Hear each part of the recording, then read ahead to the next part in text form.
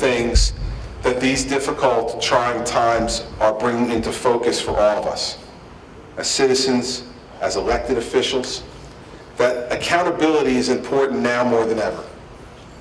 And your point that, when we appoint people, and I appoint lots of people, by the time I get done with 4 years, I'll probably appoint thousands of people to different things, boards and commissions and authorities around the state, and members of my cabinet, judges, a lot of people that I'm going to be responsible for. They're going to have my name next to them, for better or for worse, for the rest of my life.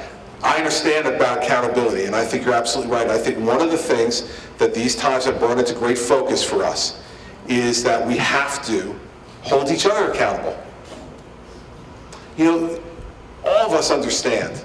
We were taught by our parents, I suspect, that you don't get something for nothing in this world, ever. Yet government has tried to sell you over the course of time this idea that we're not going to give you something for nothing, but we're going to give you something and someone else is going to pay for it. So it's not for nothing, but it's for nothing to you. What has happened in our state and in our country over the last couple of years is that those chickens have come home to roost. And we now have a situation where we are in a deep hole. And we've got two choices. We can continue to do what we've always been doing before. And I don't think we should, because that's crazy. That's what got us here. But the new path and the bolder path is a path that will be lined with resistance from those who are benefiting from the current system. And they will attempt to scare you. They'll attempt to scare you about change.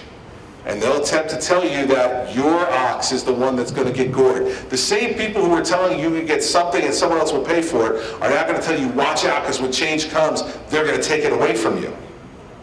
We all know that it's being taken away from us as we speak. Our standard of living, our way of life is being challenged by an economy where we have too much debt, too big a government, too much spending, and taxes being too high. We all know it in our hearts. Depending upon where we are on the political spectrum, we may want to admit it more or less, but we all know it. We all know it to be true. And I kind of want to end today where I started with Mayor Diaz. Now, we may come at certain issues from different perspectives, but we all understand, she and I understand, that the day of reckoning is here. Whether you're a Republican, whether you're a Democrat, whether you're an independent, whether you're rich or whether you're poor, whether you're retired or still working, or if you're a young child who's trying to think about what is New Jersey and America going to be like for me. The day of reckoning is here. And there is no more solemn obligation, I believe, that we have as human beings, and especially as Americans, than to do everything we can to leave this place better for our children and grandchildren than it was left to us.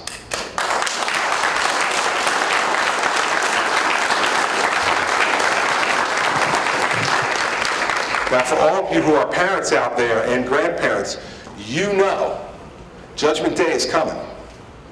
And by that I mean our children and our grandchildren are going to judge us. At the moment when we had the ability to make decisions about how optimistic and hopeful and prosperous their future could be, are they going to look back and say we buried our head in the sand, ignored the problems, cared only about our own creature comforts and didn't care about tomorrow? Or are they going to say that when this day of reckoning came, our generation stood up and said, we're going to fix it. We're going to fix it not just for ourselves, but more importantly, we're going to fix it for our kids and for our grandchildren so that they can live in New Jersey. We've already had a great New Jersey life. Looking out at most of us, there's a lot of life that's been lived out in this audience. A lot of life. That's a very nice way of saying we're getting old. But there's been a lot of life lived out in this audience, and we've already had a great New Jersey life. Most of us have, if not all of us in this room. The question is, will our children have a great New Jersey life?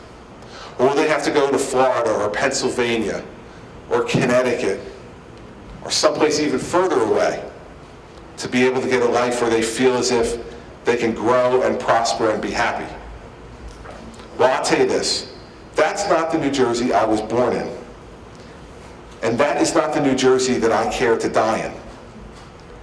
And so when people asked me last year, why are you running for governor? Why do you want to do this? That's why.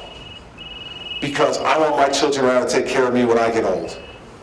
I want to be able to get in the car and drive to a grandson or a granddaughter's Little League game.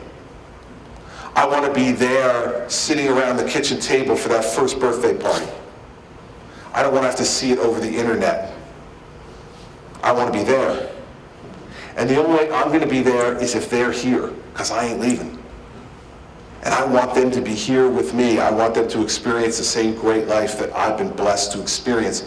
And I feel like for most of you, you want the very same thing. And so if we want that, now is the time to get to work. Now is the time to not ignore the problems, but to confront them. Now is the time for us to say, we are going to be the people who fix New Jersey's problems. And then when we put our head on the pillow at night, when we pass the torch off to our children and grandchildren, we're going to be able to say to them, we did our job, now it's your turn. Thank you very much.